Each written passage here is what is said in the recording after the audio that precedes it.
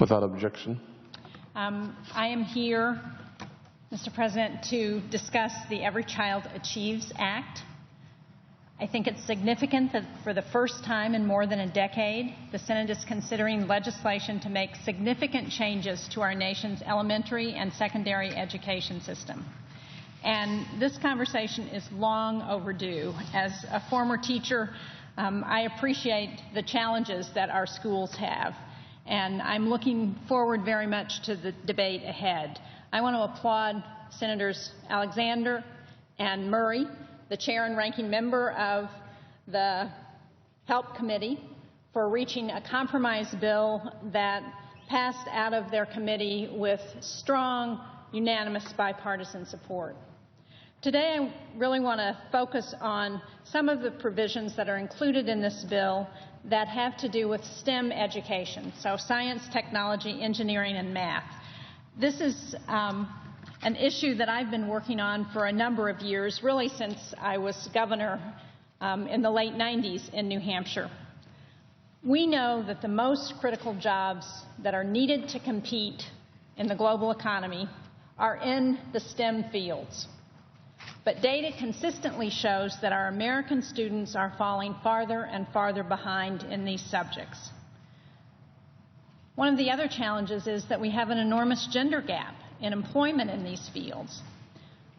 48% of the workforce in this country are women, and yet only 24% of the jobs in STEM fields are held by women.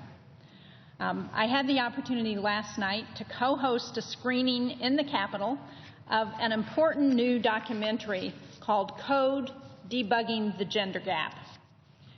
This documentary tells a very powerful story about the lack of diversity in the technology industry, outlining the resulting costs to our society, and it explores strategies that would solve the problem. Last night we had more than 150 people in attendance at the screening, which was co-hosted by Representative Susan Davis from California. The creators of the movie were there, and U.S. Chief Technology Officer Megan Smith. What followed the documentary was, I think, even more impressive, and that was a lengthy and very passionate discussion about how much work we have to do on this front.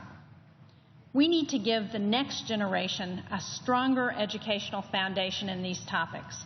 And most important, we need to get them engaged and excited to be working in STEM fields. This effort is going to require student engagement inside and outside of the classroom. And it's critical that our schools have the resources to offer STEM opportunities during the school day. But of course, as most of us remember from our childhoods, it's sometimes what happens outside of the classroom that is even more important than what happens inside the classroom if we're going to get kids excited about learning. After-school programs allow students opportunities for more individualized instruction, for innovative experiences, and for opportunities to build their leadership skills. After-school programs can be especially successful in inspiring interest in groups who traditionally are underrepresented in STEM fields, like young women, students of color, and students from low backgrounds.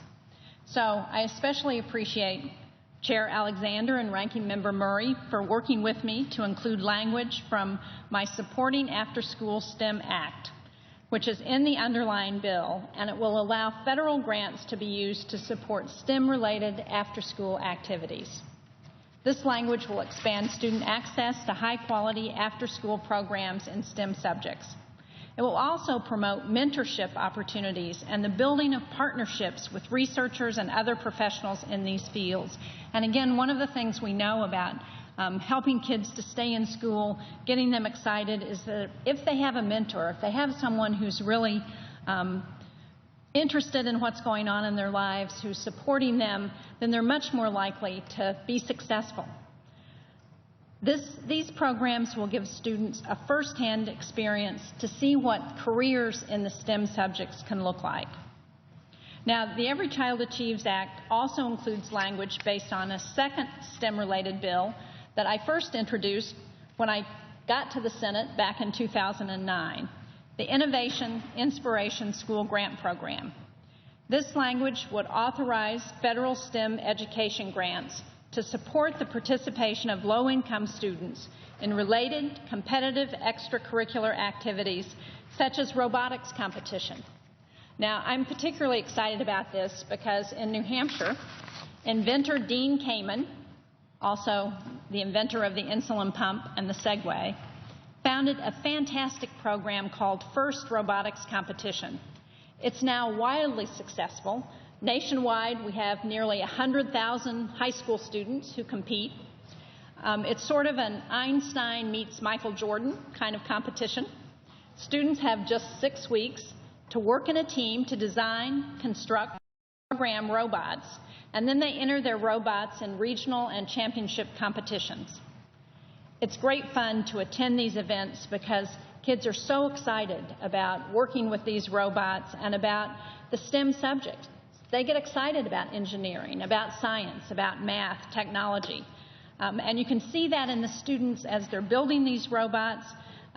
They're excited about accomplishing their goals, about being creative when there are last-minute problems with the robots that they have to work to adjust. But most of all, whether or not they win, you can see the pride that they feel for themselves, for their teammates, that comes from successfully accomplishing their task, building that robot, being successful in the competition. You can't replicate this kind of experience in a classroom. So I'm very pleased that support for programs like FIRST is now included in the bill that we're considering on the Senate floor.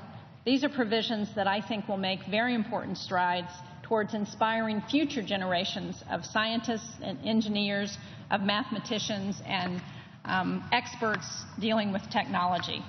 So again, I want to thank Chair Alexander and Ranking Member Murray for their work on these issues, for their producing a bill that we're now debating on the floor that has such strong bipartisan support. So thank you, Mr. President. I yield the floor. Senator from Tennessee. Mr. President, I want to thank the senator from New Hampshire for her remarks and thank her especially for her contribution to the legislation, her persistent support for STEM education. She's been a champion of that, and as a former governor, she is a great help as we seek to remind ourselves the path to real accountability and higher standards and better teaching really runs through the states and local governments where the creativity is and where people are closest to the children.